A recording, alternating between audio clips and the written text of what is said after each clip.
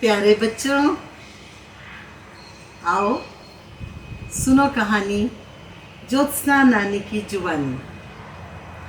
आज हमारे साथ हैं ख्वाहिश गुड्डा। ये भी आपको कहानी सुनाएंगी।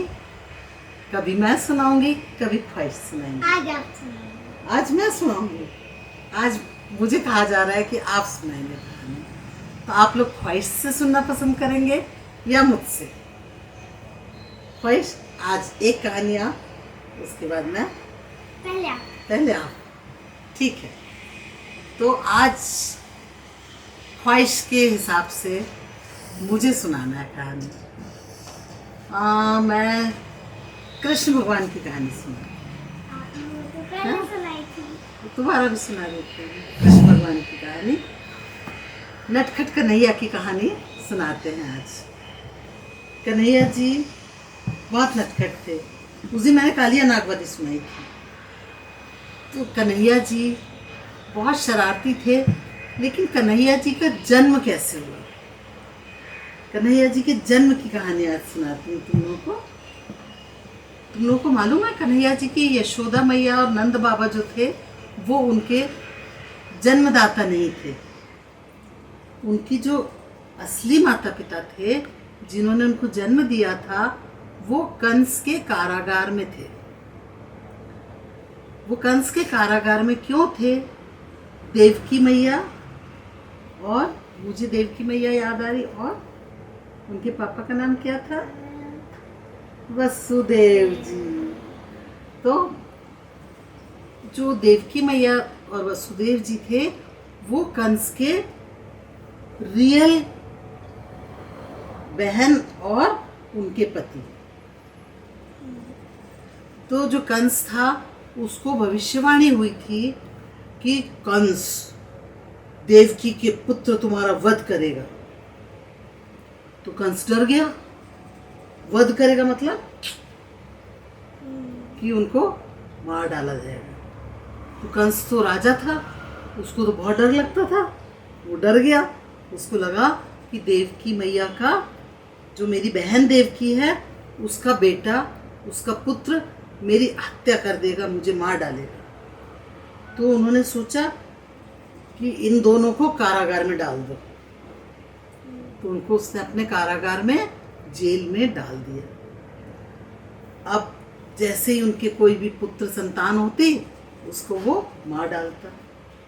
कितना क्रूर था ना कंस। मेरे को पता है। तुमको पता है? चलो इसके आगे की कहानी आप लोगों को ख्वाहिश सुनाइए। और फिर कहानी खत्म। कहानी खत्म नहीं हुई, अभी तो कारागार में डाला है। फिर कारागार में डालने के बाद खूब सारे बच्चे, फिर 2 बच्चे लास्ट और थे। एक का नाम एक पहले लड़की पैदा हुई तो उसको सूचना मिली तो वो कारागार में आ गया। फिर देखा कि वो तो लड़की है तो उसको लेकिन छीन के मारने वाला ही था। लेकिन फिर लक्ष्मी प्रकट हुई। उसको जैसे उसने उठा के पटका वैसे वो हाथ से छूट के बिजली बन के आसमान में चमकने लगी। और फिर लक्ष्मी बन गई। फिर वो माया, लक्ष्मी, मायावी लक्ष्मी। उसने कहा, हा हा हा कंस, तूने मुझे मारने की कोशिश की, तेरा मारने वाला तो मथुरा में पैदा हो गया है। उसने मथुरा पहुंच गया है। नहीं, ऐसा नहीं। हाँ। ऐसा नहीं था। अच्छा, फिर तुमने मेरे को मारा, देवकी का दूसरा जन्म का पुत्र ना तुमको मारेगा। ऐसी चुनौती लक्ष्मी माँ ने कंस को दी। अच्छा, तो उनको मारने वाला कहाँ पहुंच गया था? गोकुल में। और फिर आखिरी पुत्र प्रकट हुआ। फिर उसको रोने की आवाज आई। फिर जैसे वो तो श्री नारायण आ गए। श्री नारायण भगवान थे। कृष्ण भगवान श्री नारायण का रूप है। और वो देवकी और कौन था, वासुदेव को बताया कि मैं श्री नारायण का रूप हूँ। फिर सारे दरवाजे खुल गए। कृष्ण भगवान कैसे पहुंचे गोकुल? मैं बताऊँ? हाँ वो सारे दरवाजे खुल गए, सब नींद में सो गए। फिर वासुदेव ना गए और फिर गोकुल पहुंचे। फिर जो वो ये कैसे गोकुल पहुंचे? उन्होंने एक सूप में कृष्ण भगवान को छोटे छोटे पैर, छोटे छोटे हाथ और ऐसे ऐसे ऐसे ऐसे हाथ पैर चला रहे थे। इतने नन्हे से कन्हैया, उनको उन्होंने एक सूप में रखा। हाँ, और फिर वो नदी पार करके यमुना नदी को पार किया उन्होंने। और फिर वो चले फिर गए। यमुना नदी ऊपर होती गई, ऊपर होती गई। बारिश हो रही, जन्माष्टमी का दिन, उस दिन बारिश हो रही तेज, काले काले बादल, पूरे काले बादलों में से झम झम झम पानी बरसने लगा, वो झमाझम पानी बरसने। वो श्री नारायण का जन्म हुआ, इसलिए वो उत्सव बनाने के लिए ये हो रहा था। उस उत्सव मनाने के लिए हो रहा था। यमुना जी ने ऊपर ऊपर आती गई, उन्होंने कंधे तक, वासुदेव जी के कंधे तक आ गई। तो फिर श्री नारायण ने मुस्कुराए, श्री नारायण तो वो उनको आशीर्वाद लेने आई थी। कन्हैया जी के पांव छूने आई थी यमुना जी।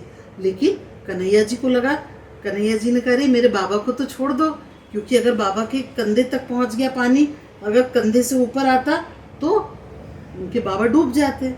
तो कन्हैया जी मुस्कुराए, अरे यमुना मैया थोड़ा तो सब्र रखो।